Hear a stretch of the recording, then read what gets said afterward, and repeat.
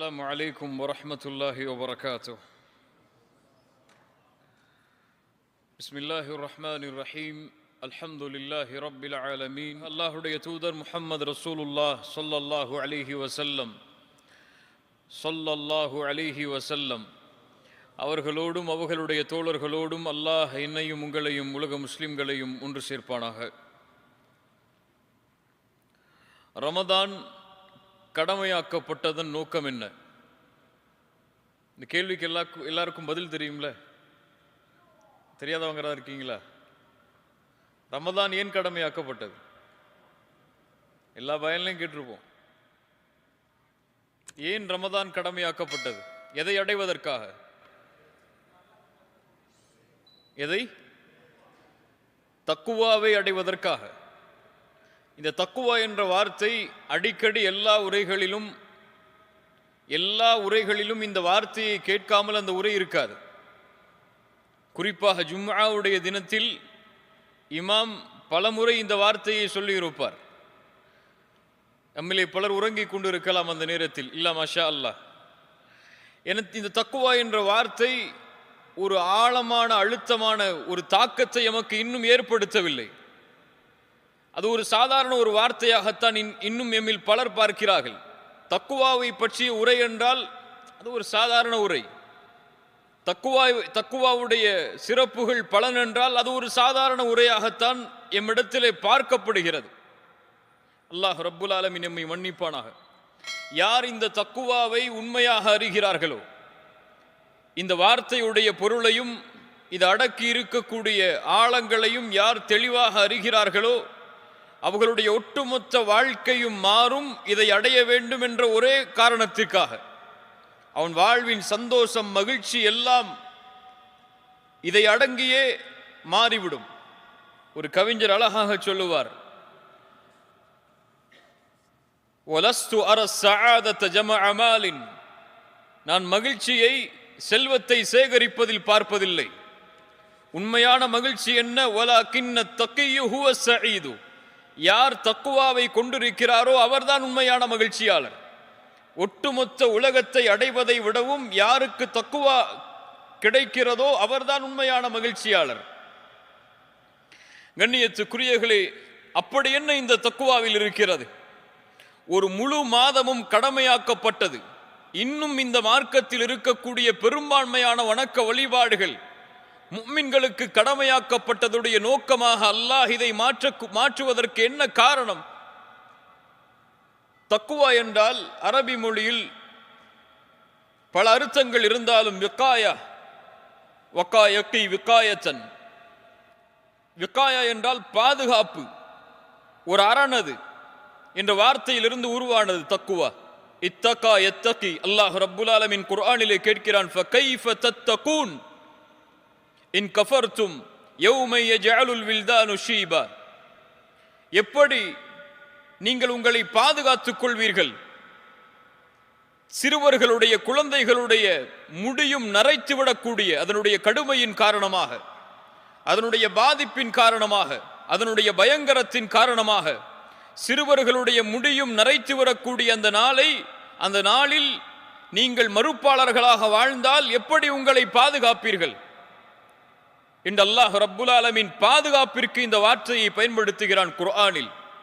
அடிக்கடி நாம் கேட்கக்கூடிய துஆவும் ஒன்றுதான் அதில். வக்கீனா அதாபன்னார், யா அல்லாஹ் எங்களை நரக நெருப்பிலிருந்து பாதுகாத்துக்கொள். விகாயத், பாதுகாப்பு. கண்ணியத்துக்குரியவர்களே, இதுதான் தக்குவாவுடைய உண்மையான அர்த்தம்.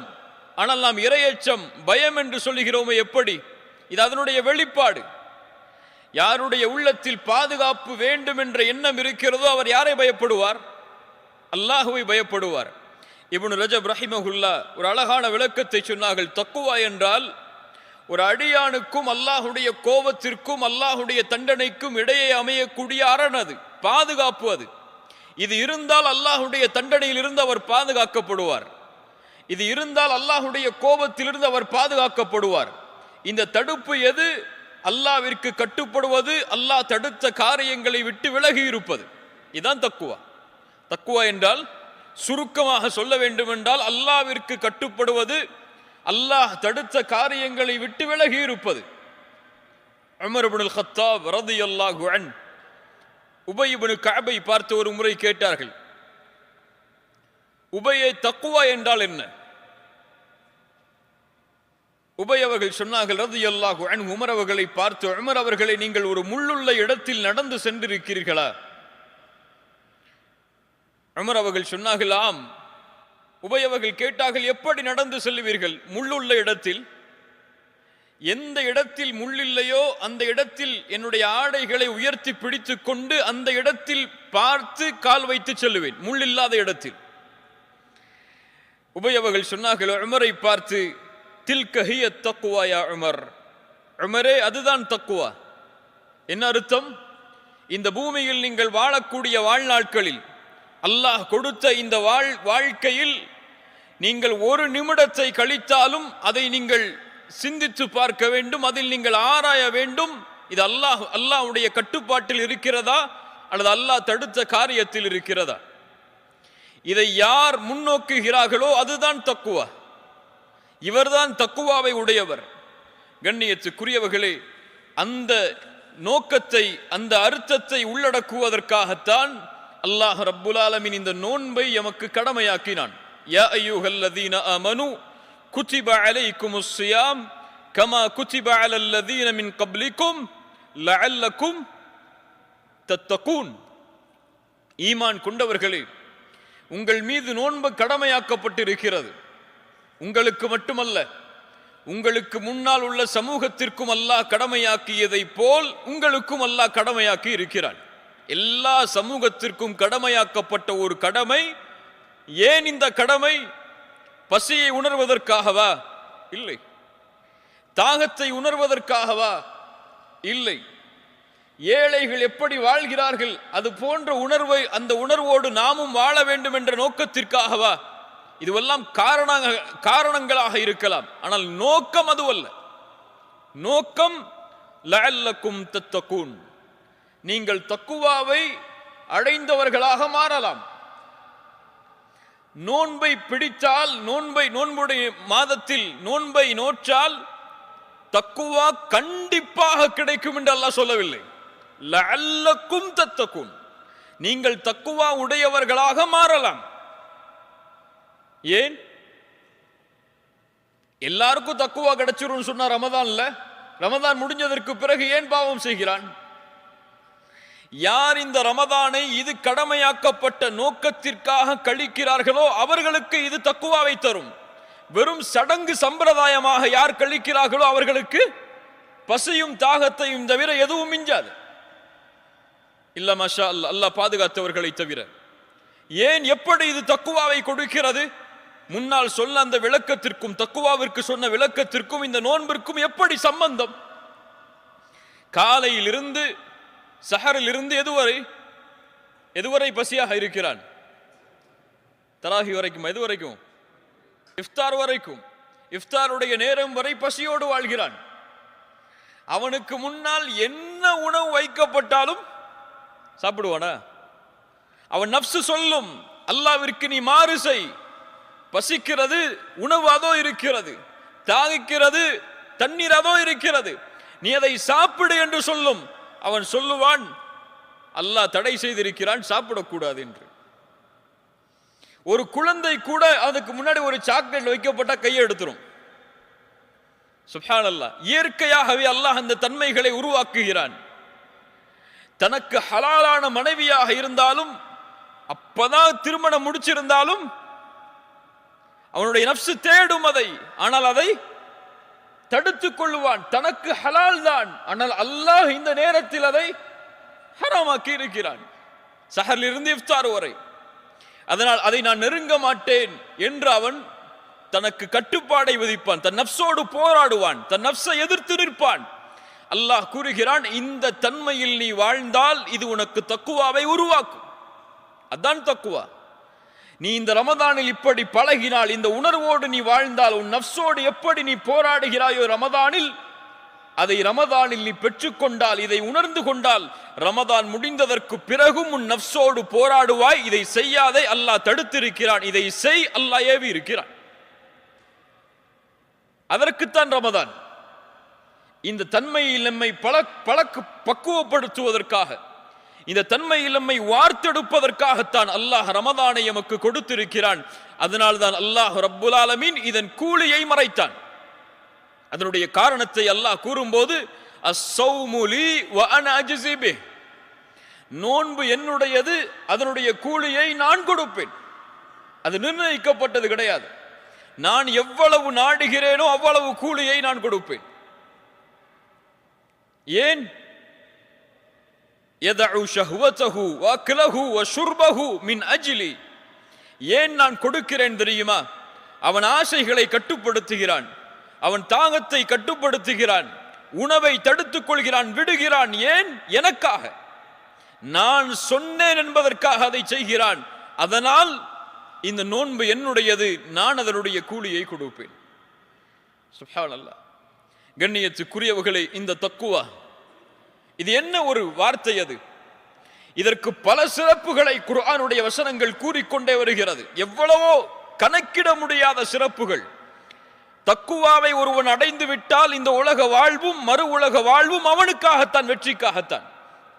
அதில் 2 சிறப்புகளை மட்டும் சொன்னால் போதும், ஒட்டுமொத்த சிறப்புகளையும் அது உள்ளடக்கி இருக்கும். அது என்ன சிறப்பு? யார் தக்குவாவை அடைகிறார்களோ, யார் இந்த இறையச்சத்தை, இந்த தக்குவாவை உள்ளத்திலே சுமக்கிறார்களோ, அவர்களுக்கு அல்லாஹ் கொடுக்கக்கூடிய பரிசென்ன?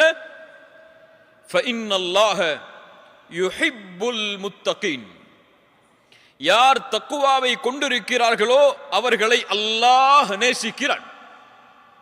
தக்குவாவை கொண்டவர்களை யார் நேசிக்கிறான்? யார் நேசிக்கிறான்? அர்ஷின் அதிபதி நேசிக்கிறான்.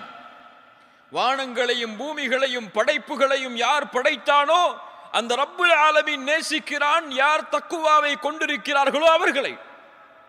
முதல் சிறப்பு. இரண்டாவது சிறப்பு என்ன? வத்தகுல்லாஹ் வஅலமு அன்னல்லாஹ மஅல் முத்தகீன். அல்லாஹ்வை பயந்து கொள்ளுங்கள், அறிந்து கொள்ளுங்கள், மேலும் அல்லாஹ் தக்குவா உடையவர்களோடு தான் இருக்கிறான். 2 சிறப்பு என்னங்க கேக்குறீங்களா இல்லையா? இல்ல மத்த தக்குவா உடைய பயன்கள் மாதிரி தூங்குறோமா? இல்ல, மாஷா அல்லாஹ். 2 சிறப்பு என்ன? அல்லாஹ் தக்குவா உடையவர்களை நேசிக்கிறான். ரப்புடைய முஹப்பத், அல்லாஹ்வுடைய நேசம். அல்லாஹ் ஒருவனை நேசித்தால் அவனுக்கு அல்லாஹ் சிரமத்தை தருவானா? அல்லாஹ் அவனை தண்டிப்பானா? வேதனையை தருவானா? மாட்டான். யாரை அல்லாஹ் நேசிக்கிறானோ அவரை அல்லாஹ் ஒருபோதும் நரகத்தில் அல்லாஹ் செலுத்த மாட்டான். அல்லாஹ்வுடைய முஹப்பத். இரண்டாவது மஇயத்துல்லாஹ், அல்லாஹ் அவனோடு இருக்கிறான். யாரை அல்லாஹ் நேசித்து யாரோடு அல்லாஹ் இருக்கிறானோ அவர்களுக்கு இந்த உலக வாழ்க்கை மறு உலக வாழ்க்கை என்னவாகும்? என்னவாகும்? வெற்றியாகும். இதனுள் எல்லா சிறப்புகளும் அடங்கிவிடும். கண்ணியத்துக்குரியவர்களே, இப்படிப்பட்ட தக்குவா உடையவர்கள் யார்? ரமதானில் நோன்பு வைப்பவர்களா? அவர்கள் மட்டுமல்ல. முதல் சஃபில் 5 நேர தொழுகையை தொழுபவர்களா? கிடையாது. தக்குவா உடையவர்கள்லாம் யாரை சொல்லுவோம்? யார் கண்ணியமான முறையில் தாடி வச்சிருக்காங்களோ, யார் கரண்டைக்கு மேல ஆடை போட்டு இருக்காங்களோ, யார் இந்த மாதிரி ஒரு அரபு நாடுகளில் போடக்கூடிய இந்த ஆடைகள் மாதிரி போட்டு கண்ணியமான முறையில் இருக்கிறாங்களோ, யார் பயான் பண்றாங்களோ, யார் மக்களுக்கு செய்திகளை எடுத்து சொல்றாங்களோ, இந்த மாதிரி நமக்குன்னு ஒரு லிஸ்ட் வச்சிருப்போம். இவங்கெல்லாம் அல்லாஹ் அஞ்சியவர்கள், இவர்கள் தான் அல்லாஹ்வுடைய அடியார்கள், இவங்கள்ட்ட இவங்களை பார்த்தா தக்குவா இருக்கும் அப்படின்னு சொல்லி. ஆனா குர்ஆனில் பெரும்பான்மையான இடங்களை பார்த்தால் இந்த தன்மைகள் மட்டும் தக்குவாவிற்கு சொல்லப்படக்கூடிய தன்மைகள் அல்ல. தொழுவது, ஜக்காத் கொடுப்பது, நோன்பு வைப்பது, ஹஜ் செய்வது, இதுவெல்லாம் தக்குவா உடையவர்கள் செய்யக்கூடிய செயல்கள் தான்.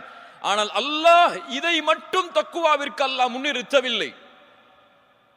தக்குவா உடையவர்களுடைய தன்மைகளை குர்ஆனில் நீங்கள் எடுத்து பார்த்தால் இதுவெல்லாம் தக்குவாவா என்று இப்போது எமக்கு கேள்வி வரும். அந்த தன்மைகள் என்ன தெரியுமா?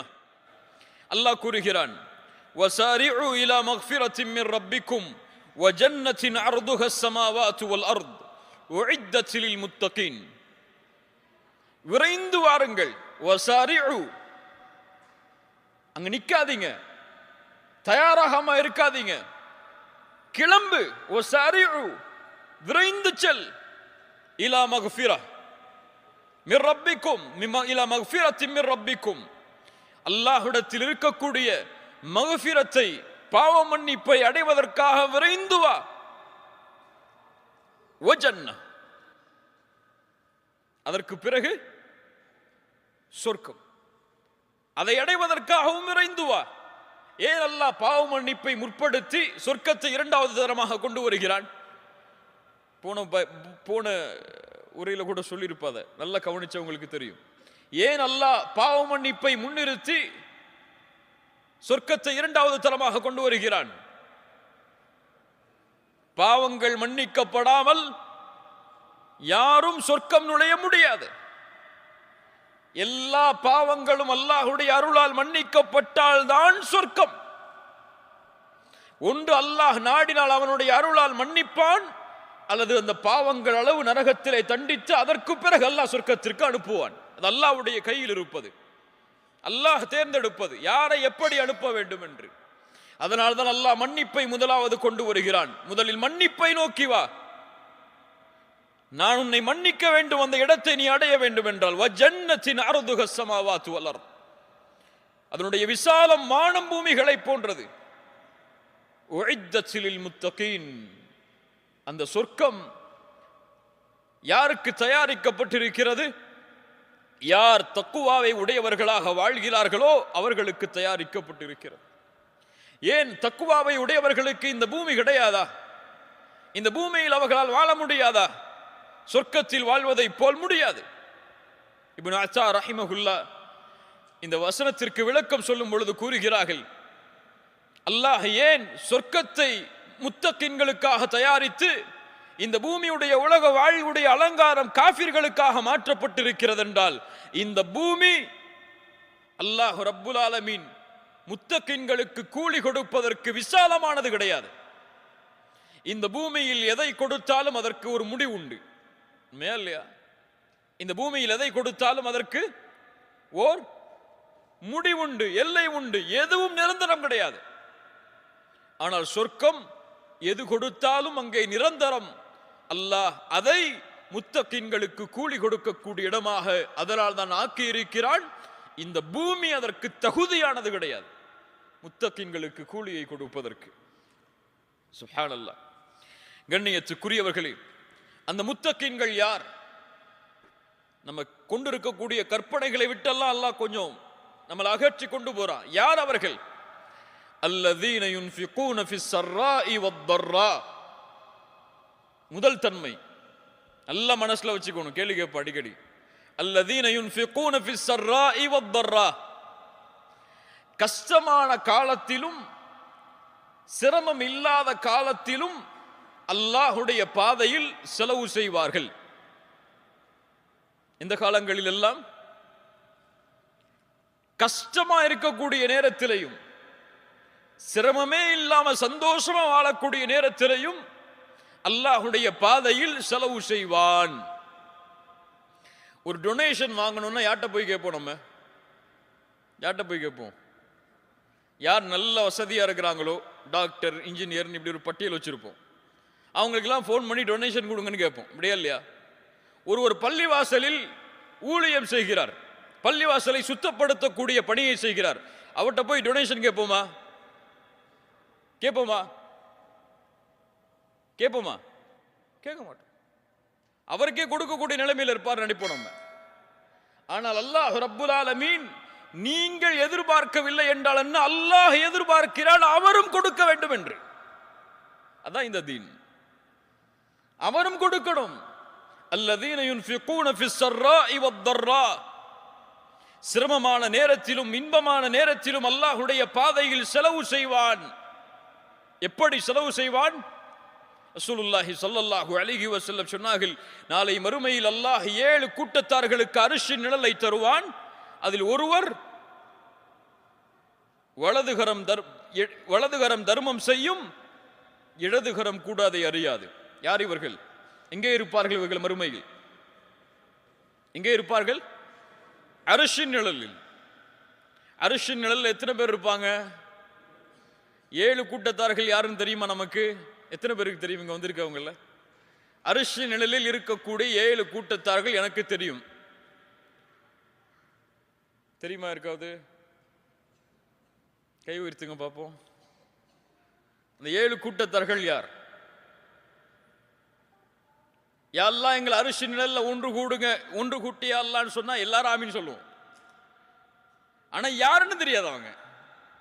நம்முடைய நிலைமையை கொஞ்சம் சுட்டி காட்டுறேன், தெரிஞ்சு கொள்ளுங்க. நம்முடைய கல்வியுடைய அறிவு அவ்வளவுதான். ஒரு இலக்கை அடைய வேண்டும் என்ற ஆசை இருக்கிறது, ஆனால் அந்த இலக்கிற்கு எப்படி செல்ல வேண்டும் என்று இன்னும் நாம் தயாராகவில்லை. அதான் நம்முடைய நிலைமை. அல்லாஹ் பாதுகாக்கணும்.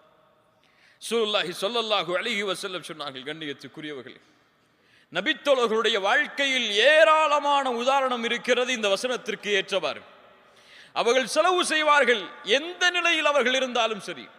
தனக்கே இல்லை என்றாலும் அல்லாஹ்வுடைய பாதையில் கொடுப்பார்கள். அபூபக்கர் ரலியல்லாஹு அன்ஹு என்ன சொன்னார்கள்?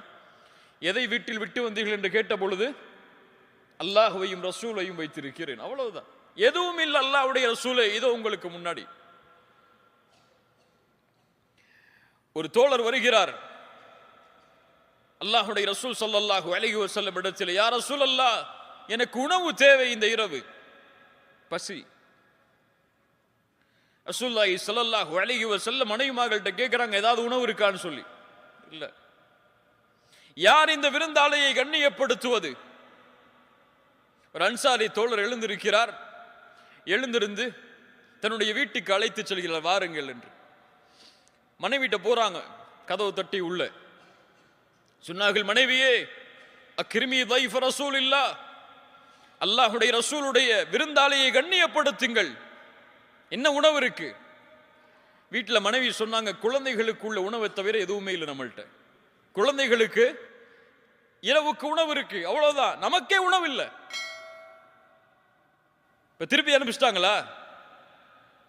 சொன்னார்கள் மனைவியை பார்த்து, அப்படியா, குழந்தைகளை உறங்கவை, விளக்கை அணைத்து விடு, நெருக்கமாக அந்த விருந்தாளிக்கு உணவை வைப்போம், குழந்தைகளின் உணவை. அவர் பசியாரட்டும், நாம் பசி இல்ல, அவர் பசியாரட்டும், நாம் பசியால் உறங்குவோம்.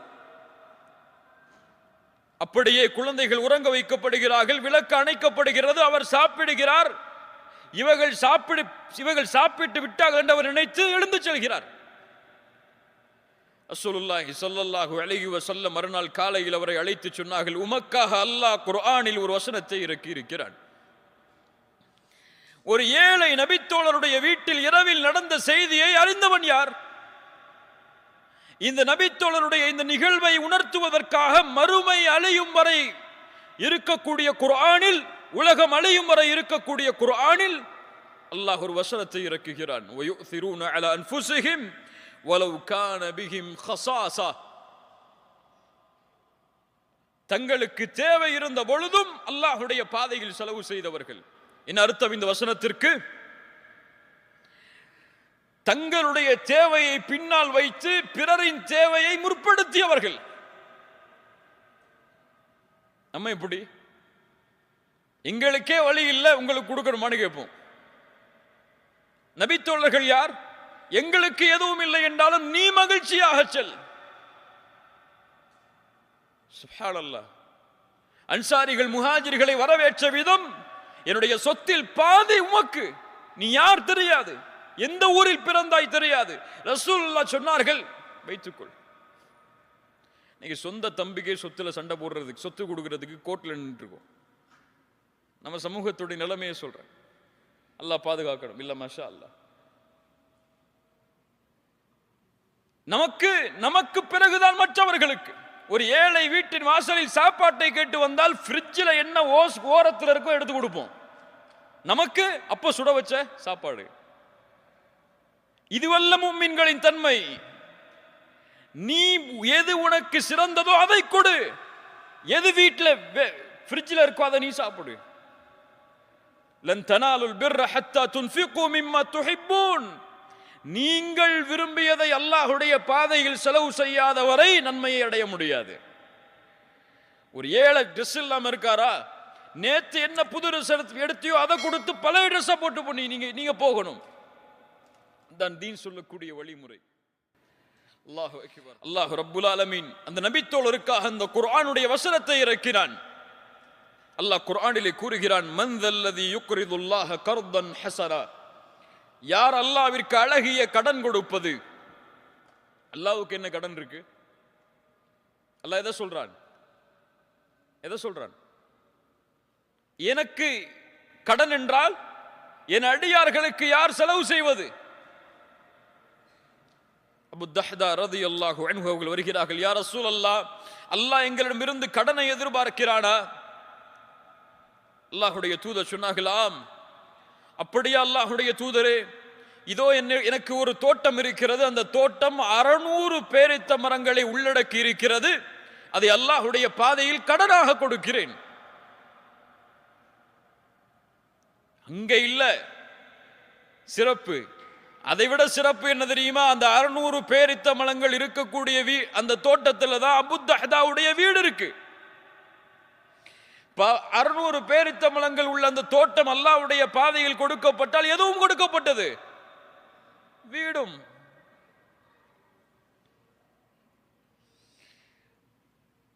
நடந்து வர்றாங்க தோட்டத்தை நோக்கி, மனைவி அழைக்கிறாங்க, மனைவியே வெளியே வா, வீட்டை விட்டு வெளியே வா, அல்லாஹ்வுடைய பாதையில் அதை கடன் கொடுத்து விட்டேன். சுப்ஹானல்லாஹ். இவர்கள் நபித்தோழர்கள், இவர்கள் அல்லாஹ்வுடைய பாதையில் செலவு செய்வதையே நோக்கமாக கொண்டவர்கள். பல நபித்தோழர்கள் போருக்கு செல்வம் கொடுக்க வேண்டும் என்ற நிலைமை வந்தால் அந்த இரவில் உழைத்து அதை அல்லாஹ்வுடைய பாதையில் செலவு செய்வார்கள். சுப்ஹானல்லாஹ். நமக்கு என்ன, ஒரு 100 ரியால் இருக்கா, யாராவது ஒரு பெண்மணி வந்து நிப்பாங்க ஏழ்மையோட, ஒரு 2 ரியால் 3 ரியால் கொடுத்தாலே உள்ளத்துல அப்படியே ஒரு கஷ்டம் வந்துடும், கொடுத்துட்டோமே. சுப்ஹானல்லாஹ். அல்லாஹ்வுடைய ரசூல் ஸல்லல்லாஹு அலைஹி வஸல்லம் சொன்னார்கள், மா நகஸ மாலு அப்தின் மின் சதகா, ஒரு அடியான் கொடுக்கக்கூடிய சதக்காவுடைய செல்வம் ஒருபோதும் குறையாது, ஒருபோதும் குறையாது. எப்படி குறையாது? ரசூலுல்லாஹி ஸல்லல்லாஹு அலைஹி வஸல்லம் அவர்களுடைய வீட்டில் ஒரு முறை ஆடு இருக்கிறார்கள்.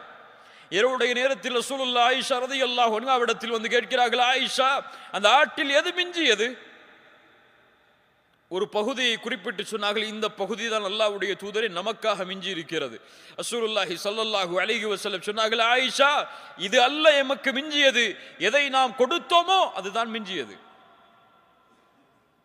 எதை நாம் ஏழைகளுக்கு பிறருக்கு கொடுத்தோமோ அதுதான் மிஞ்சியது, இது நாம் சாப்பிட்டு முடிப்பது.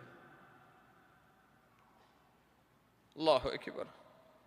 ஒரு அழகான ஒரு நிகழ்வை கேளுங்கள், உள்ளங்கள் எல்லாம் பூரித்துவிடும் இந்த நிகழ்வை கேட்டால். ஒரு ஏழ்மையான நிலையில் ஒரு தாய் வருகிறாள் 2 குழந்தைகளோடு ஆயிஷா ரலியல்லாஹு அன்ஹாவிடத்தில். ரசூலுல்லாஹ்வுடைய வீட்டிற்கு உணவு கேட்டு ஆயிஷா ரலியல்லாஹு அன்ஹா அவர்களுடைய நிலைமையை பார்த்தவுடன், அவங்களுடைய வீட்டில் என்ன சாப்பாடு இருக்கும்? ரசூலுல்லாஹ்வுடைய வீட்டில் என்ன சாப்பாடு? நம்ம இஃப்தார்ல வைக்கிற உணவு மாதிரியா? சஹர்ல வைக்கக்கூடிய வகை வகையான உணவுகள் மாதிரியா? ரமதான் பசியோடு காலை இஃப்தாரில் இருந்து சஹர் வரை இருப்பதற்கு, சஹரிலிருந்து இஃப்தார் வரை. ஆனா நமக்கு சஹர்ல சாப்பிடுற சாப்பாடு அடுத்த இஃப்தார் வரைக்கும் கூட போதுமானது. அல்லாஹு அக்பர். இஃப்தாருக்கு பிறகு 3 சாப்பாடு வருது. இஃப்தாருக்கு, மக்ரிபு பிறகு அப்புறம் கியாமுல் லைலுக்கு பிறகு. இல்ல மாஷா அல்லாஹ். ரசூலுல்லாஹி ஸல்லல்லாஹு அலைஹி வஸல்லம் உடைய வீட்டில் ஆயிஷா ரலியல்லாஹு அன்ஹா அந்த ஏழையான அந்த பெண்மணிக்கும் அந்த 2 குழந்தைகளுக்கும் 3 பேரித்தம்பழம் கொடுக்குறாங்க. அதான் அவங்க வீட்டில் இருந்தது. அந்த பெண்மணி பசியோடு இருந்த தங்களுடைய 2 பிள்ளைகளுக்கு, ஒரு பிள்ளைக்கு 1 பேரித்தம்பழம், இன்னொரு பிள்ளைக்கு 1 பேரித்தம்பழம், இன்னொன்னு தனக்கு. நியாயமான பங்கீடு, நியாயமான பங்கீடு தானே. அந்த தாய் சாப்பிடல அந்த 1 பேரித்தம்பழத்தை. அந்த 2 குழந்தைகளும் சாப்பிட வரைக்கும் கொஞ்சம் காத்து இருக்கிறாங்க. ஆயிஷா ரலியல்லாஹு பார்க்கறாங்க அதை. அந்த 2 குழந்தைகளும் பேரித்தம்பழத்தை சாப்பிட்டு முடிச்சிருச்சு. தாய்க்கு ரொம்ப சந்தோஷம். அதுக்கு பிறகு அந்த பேரித்தம்பழத்தை சாப்பிடலான்னு வாய்க்கு கொண்டு போறாங்க. அந்த 2 குழந்தைகளும் கேட்குது, எனக்கு கொடுங்கன்னு சொல்லி. சுப்ஹானல்லாஹ். உடனடியாக அந்த தாய் அந்த 2 பேரித்தம்பளத்தை பிரித்து ஒரு பகுதியை ஒரு குழந்தைக்கு, இன்னொரு பகுதியை இன்னொரு குழந்தைக்கு கொடுக்கிறார்கள். ஆயிஷா ரலியல்லாஹு அன்ஹா சொல்கிறார்கள், ஃபஅஜபனி ஷஅனுஹா, அந்த பெண் செய்த அந்த செயல் என்னை ஆச்சரியப்படுத்தியது. சுப்ஹானல்லாஹ். ரசூலுல்லாஹி ஸல்லல்லாஹு அலைஹி வஸல்லம் வந்தவுடன் அதை நான் அறிவித்தேன். அல்லாஹ்வுடைய ரசூல் சொன்னார்கள், இன்னல்லாஹ கத் அவ்ஜப லஹா பிஹல் ஜன்னஹ் அவ் அஅதகஹா பிஹா மினன் நார். அல்லாஹ் இதனால் அந்த பெண்ணுக்கு சொர்க்கத்தை கடமையாக்கினான் அல்லது நரகத்திலிருந்து அல்லாஹ் விடுதலை அளித்தான். கொஞ்சம் யோசிங்க. தன்னுடைய குழந்தையின் பசியை ஆற்றியதற்காக அந்த பெண்ணை கண்டு ஆயிஷா ரலியல்லாஹு அன்ஹா சொல்கிறார்கள், அவர்களை கண்டு நான் ஆச்சரியப்பட்டேன். ரசூலுல்லாஹ்விடத்தில் தெரிவித்தேன், இந்த செயலுக்காக சொர்க்கம் கடமையாக்கப்பட்டது அந்த பெண்ணுக்கு. நமக்கு சதக்கா கொடுத்தா சொர்க்கம் கிடைக்குமான்னு இன்ன வரைக்கும் தெரியாது. ஒரு ஏழைக்கு 2 திர்ஹம் கொடுத்தா அல்லாஹ் எனக்கு சொர்க்கத்தை கொடுப்பான்னு யோசிச்சிருக்கோமா என்னைக்காது? சுப்ஹானல்லாஹ். சொர்க்கம் தொழுதால் மட்டும் கிடையாது, ஜக்காத்து கொடுத்தால் மட்டும் கிடையாது, ஹஜ் செய்தால் மட்டும் கிடையாது, வாரம் உம்ராக்கு போயிட்டு வந்தா மட்டும் கிடையாது. ஒரு நாய்க்கு தண்ணீர் கொடுத்ததற்காக ஒரு விபச்சாரியை அல்லாஹ் மன்னித்து இந்த பெண்ணுக்கு அல்லாஹ் மன்னிப்பை வழங்கினான். இன்னொரு ஆண் தண்ணீர் கொடுத்ததற்காக இன்னொரு நாய்க்கு அல்லாஹ் அந்த ஆணை மன்னித்து அவருக்கு அல்லாஹ் நன்றி செலுத்தினான். இதான் தீன். இதான் நமக்கு கொடுக்கப்பட்ட மார்க்கம். இந்த மார்க்கத்தில் எதை செய்தாலும் அங்கே முடிவு சொர்க்கமாக அமையும். அல்லதீன யுன்ஃபிகூன ஃபிஸ் ஸர்ராஇ வத்தர்ரா. முதல் தன்மை செயல்படுத்துவோமா இன்ஷா அல்லாஹ். இப்ப வீட்டில் யாராவது ஏழை வந்து நின்றால் எது சுட வச்ச சாப்பாடோ, எது அன்னைக்கு சமைச்ச சாப்பாடோ அதை கொடுத்துட்டு, எது பழைய சாப்பாடோ அதை நம்ம சாப்பிடணும். எது சிறந்ததோ அதை பிறருக்கு கொடுத்து, எது போதுமானதோ அதை அதனோடு வாழ வேண்டும். நாம் என் குழந்தைக்கு சிரமம் இருந்தால், அதற்கு மேல் சிரமம் உள்ள ஒரு குழந்தை இருந்தால், என் குழந்தைக்கு நான் கொடுப்பதை விட அந்த குழந்தைக்கு கொடுத்துட்டு இந்த குழந்தைக்கு இருக்கிறத கொடுக்கணும். இவர்கள்தான் முஃமின்கள், இவர்கள்தான் முத்தகீன்கள். இரண்டாவது தன்மை வல் காதிமீனல் கைஸ். ரொம்ப முக்கியமான தன்மை, எல்லா பிரச்சனைக்கும் காரணமான தன்மை, எல்லா டைம் இருக்கக்கூடிய தன்மை. என்ன தன்மை? வல் காதிமீனல் கைஸ். கோபங்களை அவர்கள் விழுங்குவார்கள். முத்தகீன்கள் யார்? கோபங்களை விழுங்குவார்கள். என்ன அர்த்தம்? கோபப்பட மாட்டார்கள். கோபப்படாமல் இருந்தால் எது கிடைக்கும்? எது கிடைக்கும்? பிபி ஏறாவது கொஞ்ச நாள் வாழலாம்னு கிடையாது, மெடிக்கல் செக்கப் போக வேணாம் கிடையாது. கோபத்தை அடக்கினால் சொர்க்கம். ரசூலுல்லாஹி ஸல்லல்லாஹு அலைஹி வஸல்லம் இடத்தில் ஒரு நபி தோழர் கேட்கிறார், யா ரசூலல்லாஹ், ஒரு அமலை சொல்லுங்கள், அந்த அமல் என்னை சொர்க்கத்தில் அழைத்து செல்ல வேண்டும். லா தக்தப் வலக்கல் ஜன்னah. கோபப்படாதே, உனக்கு சொர்க்கம் உண்டு. உஇத்தத் லில் முத்தகீன். அந்த சொர்க்கம் அவர்களுக்காகத்தான் தயாரிக்கப்பட்டிருக்கிறது. அவர்கள் யார்? கோபத்தை விழுங்குவார்கள். ரசூலுல்லாஹி ஸல்லல்லாஹு அலைஹி வஸல்லம் சொன்னார்கள், ரொம்ப அழகான ஹதீஸ், யார் ஒருவர் கோபத்தை கட்டுப்படுத்துகிறாரோ, அதை வெளிப்படுத்துவதற்கு தகுதி இருந்தும், வெளிப்படுத்த முடியும் என்ற நிலைமை இருந்தும், யார் கோபத்தை கட்டுப்படுத்துகிறாரோ, அல்லாஹ் ரப்புல் ஆலமீன் நாளை மறுமையில் படைப்புகளுக்கு முன்னால் அவரை அழைத்து சொல்லுவான், ஹூரிலின் பெண்ணில் எந்த பெண் உனக்கு தேவையோ எடுத்து செல் என்று. உங்க மனைவி உங்களை கோபப்படுத்துறாங்கன்னு சொன்னா, அந்த கோபத்தை விழுங்குங்கள், அல்லாஹ் இந்த பெண்ணை விட சிறந்த பெண்ணை மறுமையில் தருவான் என்று. ஹூர்லின் உண்டுன்னு சொல்லி அமைதியா இருந்துடணும். இல்ல மாஷா அல்லாஹ். இப்ப கோபப்படும் போது உணர வேண்டும், இந்த கோபத்தை அல்லாஹ் பார்க்கிறான். அவனுக்கு தெரியும், அவனுக்கு இது பிடிக்காது. கோபப்படுபவர்களை அல்லாஹ் ஒருபோதும் நேசிக்க மாட்டான். ஒரு அறிஞர் சொன்னார், அல்லாஹ்வுடைய கோபத்தை அடையக்கூடிய காரியங்களில் மிக முக்கியமான காரியம் கோபம். கோபம் அடைவதற்கு அல்லாஹ் அந்த உரிமையை கொடுக்கவே இல்லை யாருக்கும். நாம் யார் நமக்கு சமமான படைப்புகள் மீது கோபப்படுவதற்கு? நீ இந்த படைப்பை படைத்தவனா? இந்த படைப்பிற்கு உரிமையாளனா? முடியாது. வல் காதிமீனல் கைத் என்றால் கோபத்தை விழுங்கிக் கொள்வார்கள். யாராவது கோபப்படுத்தினா, யாராவது ஒரு விமர்சனம் செஞ்சா போ அல்லாஹ் உன்னை மன்னிக்கட்டும் போயிருன்னு சொல்லி கோபத்தை காட்டிட மாட்டாங்க. கோபத்தை விழுங்குவார்கள் என்றால் யாராவது கோபப்படுத்தினால் இவன் சிரிப்பான், அடக்கிக் கொள்வான் உள்ளேயே. அது வெளிப்படையாக வரும் சிரிப்பாக. ஜஸாக்கல்லாஹு கைர், இனிமே நான் திருத்திக்கிறேன் போயிடுவார். அவர்கள் தான் கோபத்தை அடக்குபவர்கள். வல் காதிமீனல் கைத். அல்லாஹ் ரப்புல் ஆலமீன் கூறுகிறான், முஃமின்கள் யார், சொர்க்கவாதிகள் யார்? வல்லதீன யஜ்தனிபூன கபாயிரல் இஸ்ம் வல் ஃபவாஹிஷ் வ இதா மா கதிபு ஹும் யக்ஃபிரூன். என்ன ஒரு குவாலிட்டி! அவர்கள் யார்? கோபம் அடைந்தால் மன்னித்து விடுவார்கள். கோபம் வந்தால் கட்டுப்படுத்துவார்கள் என்றெல்லாம் இந்த வசனத்தில் சொல்லல. அவர்கள் கோபப்பட்டால் யார் கோபத்தை ஏற்படுத்தினார்களோ அவர்களை மன்னிப்பார்கள்.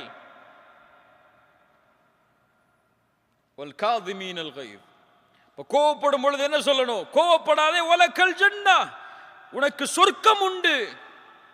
அது முக்கியமா? இந்த கோபத்தை அவருக்கு வெளிப்படுத்துறது முக்கியமா? நீ பலசாலி நீங்க நிரூபிக்கிறதுக்கு முக்கியமா? உனக்கு சொர்க்கம் முக்கியமா? இப்ப முத்தகீன்கள் கோபத்தை விழுங்கிக் கொள்வார்கள். கடைசி தன்மை, மூன்றாவது தன்மை, வல்ஆஃபீன அனின் நாஸ். வல்ஆஃபீன அனின் நாஸ், மக்களுடைய பாவங்களை மன்னித்து விடுவார்கள். அல்ஆஃபு மன்னித்தல், நேசத்தோடு மன்னித்தல். அஃபு என்றால் அல்லாஹும்ம இன்னக அஃபூன், நேசத்தோடு ஒருவரை மன்னித்தல் ஆஃபு. ஏன் மன்னிக்க வேண்டும்? ஏன் நான் அவரை மன்னிக்க வேண்டும்? யக்ஃபிருல்லாஹு லக்கும், நீங்கள் மன்னியுங்கள், அல்லாஹ் உங்களை மன்னிப்பான். நீங்கள் செய்யக்கூடிய பாவத்தை அல்லாஹ் மன்னிக்க வேண்டும் என்று நீங்கள் விரும்பவில்லையா? சரியான கேள்விதானே? சரியான கேள்விதானே? கேள்வி சரியா இல்லையா? நான் செய்யக்கூடிய பாவத்தை என் ரப்பு மன்னிக்க வேண்டும் என்று நான் விரும்புகிறேனா இல்லையா? யாரும் சொல்லுங்க நான் விரும்பலன்னு சொல்லி சொல்ல முடியுமா யாராவது? எல்லாரும் விரும்புறோம். அல்லாஹ் கேட்கிறான், நான் உன் பாவத்தை மன்னிக்க வேண்டும் என்று நீ விரும்புகிறாய், ஆனால் சக மனிதன் உனக்கு பாவம் செய்தால் நீ அவனை மன்னிக்க மாட்டாயா? என்ன முரண்பாடு இதில்? யாரை பார்த்து அல்லாஹ் கேட்கிறான் தெரியுமா? வலா யஅ்தலி உலுல் ஃபض்லி மின்கும் வஸ்ஸஅதி அய்யுது உலில் குர்பா வல் யதாமா அய்யுது உலில் குர்பா வல் மசாகீன வல் முஹாஜிரீன ஃபீ சபீலில்லாஹ். உங்களில் யாருக்கு கண்ணியம் கொடுக்கப்பட்டதோ அவர்கள் ஒருபோதும் சத்தியம் செய்ய வேண்டாம். தன்னுடைய உறவினர்களுக்கும் ஏழைகளுக்கும் முஹாஜிரான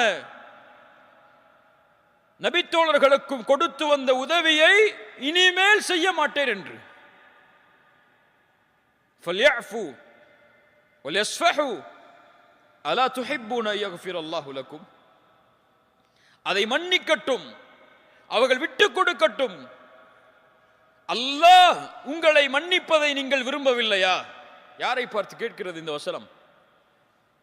அபூபக்கர் அஸ்-சித்தீக் ரலியல்லாஹு அன்ஹு, இந்த உம்மத்தில் அல்லாஹ்வுடைய ரசூலுக்கு பிறகு கண்ணியமானவர்.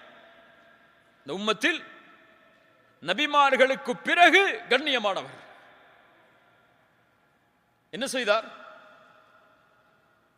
தன் மகள் ஆயிஷா ரலியல்லாஹு அன்ஹா, அபூபக்கர் அவர்களுக்கு மட்டும் மகளா? யாருக்கு மனைவி? ஒரு நபியின் மனைவி. யாருக்கு தாய்?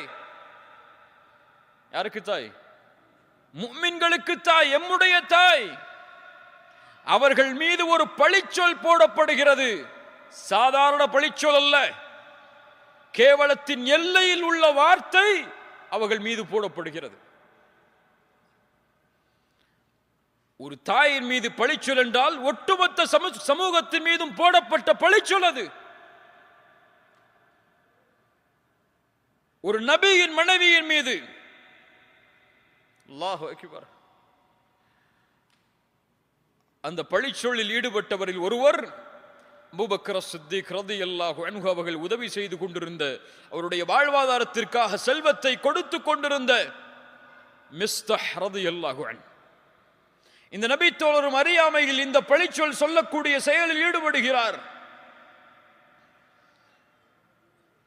இதை சொன்னவுடன் அபூபக்கர் ரலியல்லாஹு அன்ஹு மிஸ்தஹ் அவர்கள்ட்ட போய் கொடுத்த காசெல்லாம் திருப்பி கொடுத்துருங்கன்னு கேட்கல, போது நிறுத்தி போன்னு. என்ன கேட்டாங்க? என்ன சொன்னாங்க? ஒரே வார்த்தை சொன்னார்கள், இனிமேல் மிஸ்தஹுக்கு உதவி செய்ய மாட்டோம். அவ்வளவுதான், அவ்வளவுதான் சொன்னாங்க. இந்த வார்த்தைக்காக ஒரு குர்ஆனுடைய வசனம் இறங்குகிறது. அபூபக்கரே, உங்களை போன்றவர்கள் அப்படி சொல்ல வேண்டாம், நீங்கள் மன்னியுங்கள், விட்டுக் கொடுங்கள். சாதாரண விஷயமா? இந்த உலகத்தில் என் மகளின் மீது ஒருவர் இப்படி சொன்னால் நான் எப்படி நடந்து கொள்வேன்? என் மனைவியின் மீது ஒருவர் சொன்னால் எப்படி நடந்து கொள்வேன்? அதை விட பெரிய பாவமா இன்று நமக்கு பலர் செய்த பாவம் எல்லாம்? அல்லாஹ் இப்படிப்பட்ட அருவருக்கத்தக்க ஒரு செயலை செய்த பாவத்தையே மன்னியுங்கள் அபூபக்கரே, விட்டுக் கொடுங்கள் அபூபக்கரே, நீங்கள் செய்த பாவத்தை நான் மன்னிக்க வேண்டும் என்பதை நீங்கள் விரும்பவில்லையா? இன்னைக்கு ஒரு 100 ரியால கொஞ்சம் கூட குறைச்சு வச்சிருப்பாரு, அவ்வளவுதான். இனிமே வாழ்க்கை முழுக்க உங்ககிட்ட பேசவே மாட்டேன் நான். காசுவன சொத்து விஷயத்தில் அண்ணன் தம்பிக்குள்ள சண்டை, பரம்பரையா பேசாம இருப்பாங்க ரெண்டு குடும்பமும். இவர்களுக்கெல்லாம் ஒரு ஹதீஸ் ரசூலுல்லாஹி ஸல்லல்லாஹு அலைஹி வஸல்லம் சொன்னார்கள், சொர்க்கத்துடைய வாசல் திறக்கப்படுகிறது வியாழக்கிழமையும் திங்கட்கிழமையும். அல்லாஹ் ரப்புல் ஆலமீன் அல்லாஹ்விற்கு இணை வைக்காத எல்லோர்களையும் மன்னிக்கிறான், இருவரை தவிர. இணை வைக்காதவர்கள் மன்னிக்கப்பட மாட்டார்கள், இந்த இருவரும் மன்னிக்கப்பட மாட்டார்கள். இணை வைக்காதவர்கள் மன்னிக்கப்படாதது சரி, அவர்களோடு இணைந்த இந்த இருவர் யார்? தங்களுக்குள் பகைமையால் பேசாமல் இருப்பவர்கள், தங்களுக்குள் பகைமையால் வெறுத்து வாழ்பவர்கள். அல்லாஹ் கூறுவான், இவர்கள் எப்போது சமாதானம் ஆகிறார்களோ அதுவரை அவர்களை விட்டு விடுங்கள். அல்லாஹ் மன்னிக்கப்பட்டான். இந்த தன்மையோடு நீங்கள் வாழ்ந்து தொழுது என்ன பலன்? இந்த தன்மையோடு வாழ்ந்து சுன்னாவை கடைபிடித்து என்ன பலன்? உங்களை விட சிறந்தவர்கள் அப்போது சுன்னாவை கடைபிடிக்காதவர்கள். அப்படியே இல்லையா? முஸ்லிம் சமூகத்துடைய பெரும் முசீபா இது. யாராவது அவரை பத்தி பேசிட்டாங்களா, முடிஞ்சு போச்சு. யாராவது அவரை பத்தி விமர்சனம் செஞ்சிட்டாங்களா, முடிஞ்சு போச்சு. யாரையாவது அவருக்கு முன்னாடி குரலை உயர்த்திட்டாங்களா, முடிஞ்சு போச்சு. எத்துணை பிள்ளைகள் பெற்றோர்களோடு, எத்துணை பெற்றோர்கள் பிள்ளைகளோடு, எத்துணை உறவுகள் அடுத்த உறவுகளோடு. இதுவரை இங்க வந்திருக்கக்கூடிய எத்தனை பேர்ட்ட இந்த தன்மை இருக்கும்? நம்ம குடும்பத்தில் எத்தனை பேர்ட்ட இதுவரைக்கும் பேசாம இருப்போம்?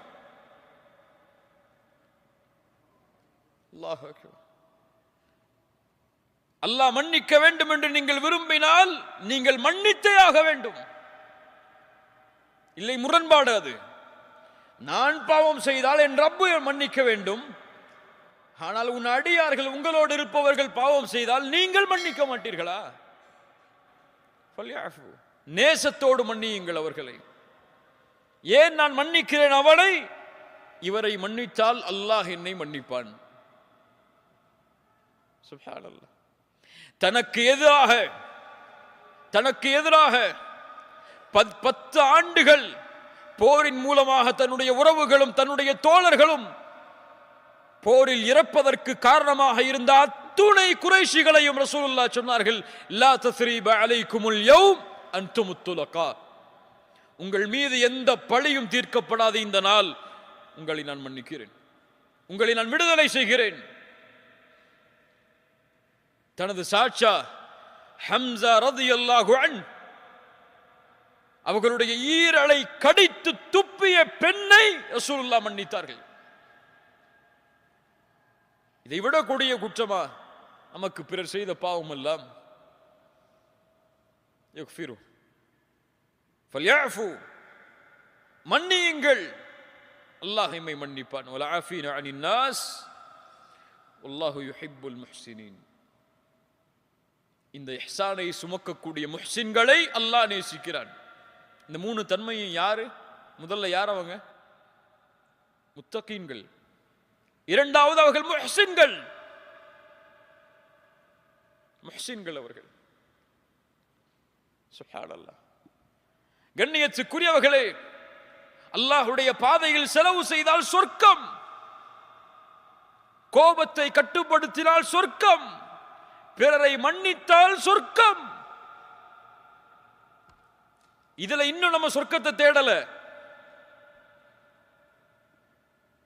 இதில் கிடைக்கக்கூடிய சொர்க்கம் மேலானது, அல்லாஹ் விரும்பி தருவது.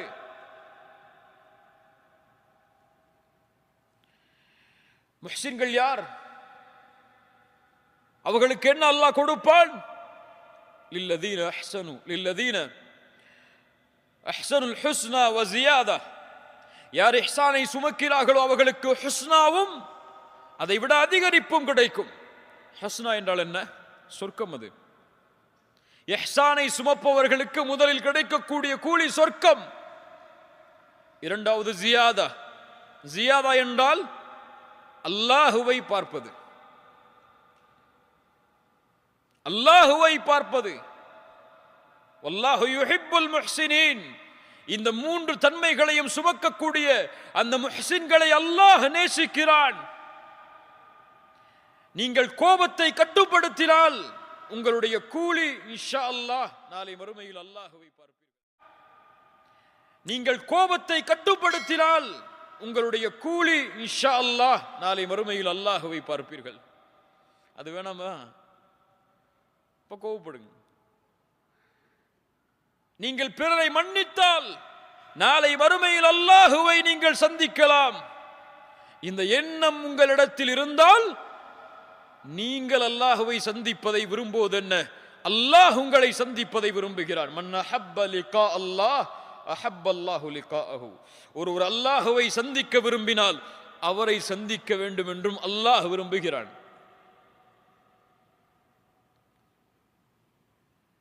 கண்ணியத்துக்குரியவர்கள், அல்லாஹ் யுஹிப்புல் முஹ்சினீன். இஹ்சான் என்றால் என்ன? பல விளக்கங்கள் இஹ்சானுக்கு கொடுக்கப்பட்டாலும் மிக அழகிய ஒரு விளக்கத்தில் ஒன்று, இஹ்சான் என்றால், இஹ்சானோடு நடந்து கொள்ளுங்கள் என்றால், அல்லாஹ் எப்படி உங்களோடு நடந்து கொள்ள வேண்டும் என்று நீங்கள் விரும்புகிறீர்களோ அப்படி நீங்கள் படைப்புகளோடு நடந்து கொள்ளுதல். இதான் இஹ்சான். பல விளக்கங்கள் இருக்கலாம். அல்லாஹ் எப்படி உங்களோடு நடந்து கொள்ள வேண்டும் என்று நீங்கள் விரும்புகிறீர்களோ அப்படி நீங்கள் பிறரோடு நடந்து கொள்ளுதல். அதான் இந்த தீன்.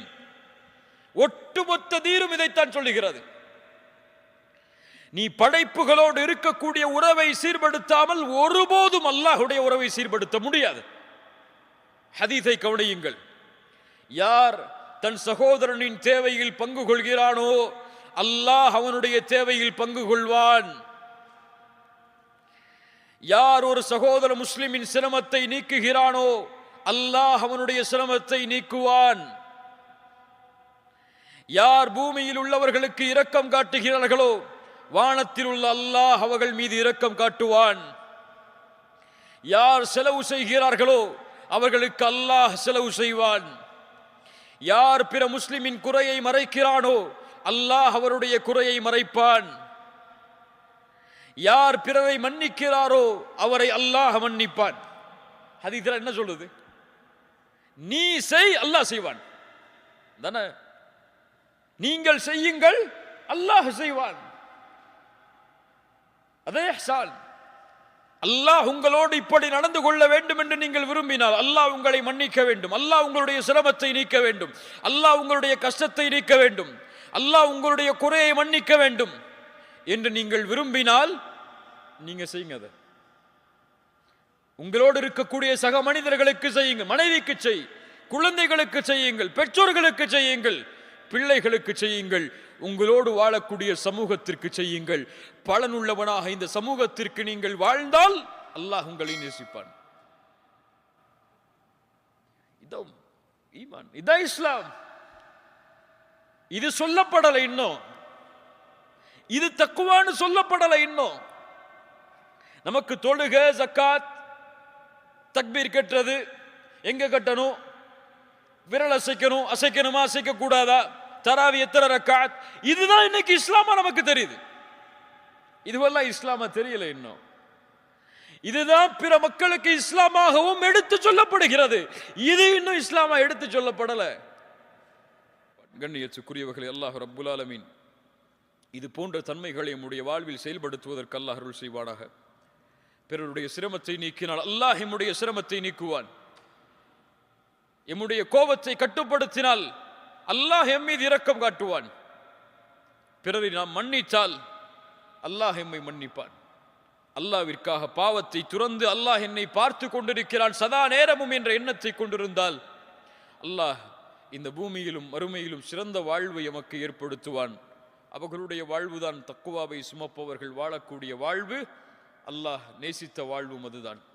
அல்லாஹ் ரப்புல் ஆலமீன் இப்படிப்பட்ட வாழ்க்கையை எம்முடைய வாழ்வில் வாழக்கூடிய வாய்ப்பை அல்லாஹ் எனக்கும் உங்களுக்கும் தருவானாக. எமது நிகழ்ச்சிகளை உடனுக்குடன் பார்வையிடுவதற்கு இப்பொழுதே நமது யூடியூப் சேனலை சப்ஸ்கிரைப் செய்யுங்கள். அத்துடன் அருகில் இருக்கும் பெல் ஐக்கனையும் கிளிக் செய்து நமது நிகழ்ச்சிகள் தொடர்பான அப்டேட்டுகளை உடனுக்குடன் பெற்று மகிழுங்கள்.